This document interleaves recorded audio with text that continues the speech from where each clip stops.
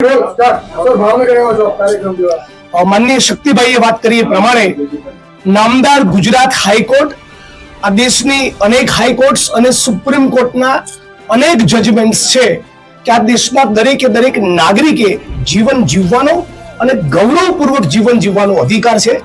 એ જ પ્રમાણે right two shelter એટલે કે રહેઠાણનો અધિકાર એ ફંડામેન્ટલ રાઇટ છે. એ છતાં સત્તાના નશામાં મદ આ ગરીબ વંચિત વિરોધી સરકાર ભાવનગર શહેરને જાણે ચેલેન્જ આપતી હોય એ રીતે ભારતીય જનતા પાર્ટીની સરકાર 1000 પરિવારો અને લગભગ 5000 થી વધુ લોકોને બેઘર બનાવવા માટે ડેસ્પરેટ ઘાંઘી બની છે. આની વિરુદ્ધમાં ભાવનગર શહેર એક થયું છે. સર્વ સમાજના લોકોના ઝૂંપડા તોડવા જઈ રહેલી સરકારની વિરુદ્ધમાં કોંગ્રેસ પક્ષ અને સામાજિક સંગઠનો સાથે મળીને આજે સંકલ્પ કર્યો છે કે જ્યાં સુધી વૈકલ્પિક વ્યવસ્થા કરીને ન આપે ત્યાં સુધી આ ઝૂંપડાવાસીઓની પડખે રહી અમે લોક આંદોલન કરીશું, ચળવળ કરીશું, સંઘર્ષ કરીશું. લાખ વાતની એક વાત, એક પણ ગરીબનું ઘર તૂટે નહીં અને 1% કેસમાં પણ ઘર તોડવું પડે તો વૈકલ્પિક વ્યવસ્થા આપવી જ પડે. ભાવનગર વાસીઓ એક ક્રાંતિકારી રહ્યા છે. ભાજપે અમને ચેલેન્જ આપી છે.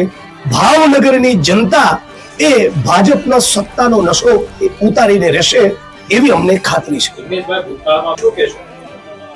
કેટલાય વર્ષોથી જે લોકો શ્રમિકો છે, મહેનતકશ લોકો છે, પરસેવો પાડીને ઈંટ ભેગી કરીને જેમણે ઘર બનાવ્યા છે, કોઈની બીજી ત્રીજી પેઢી એ જ ઘરમાં છે, એવા લોકોના 1000 કરતા વધારે લોકોના ઘર તોડી પાડવા માટે ભારતીય જનતા પાર્ટીની સરકાર અને કોર્પોરેશને અમાનવીય નિર્ણય કર્યો, જેના વિરુદ્ધમાં અનેક લોકો આક્રોશિત હતા. ભાવનગરના અમારા કાર્યકારી અધ્યક્ષ અને ધારાસભ્ય જિગ્નેશભાઈ મેવાણી સાથે આજે અહીં એ લોકોની તકલીફને વાચા આપવા માટે કોંગ્રેસ પક્ષે અસરગ્રસ્તોની સંકલન સમિતિ સાથે સંકલન કરીને જન આક્રોશ રેલી કાઢી હતી.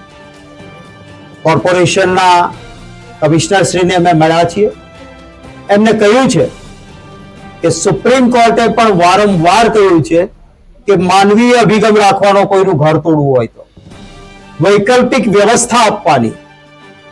એમણે કહ્યું કે કેટલીક બાબતો એ નીતિ વિષયક છે, હું સરકારને કહીશ એવું એમને ખાતરી આપી છે.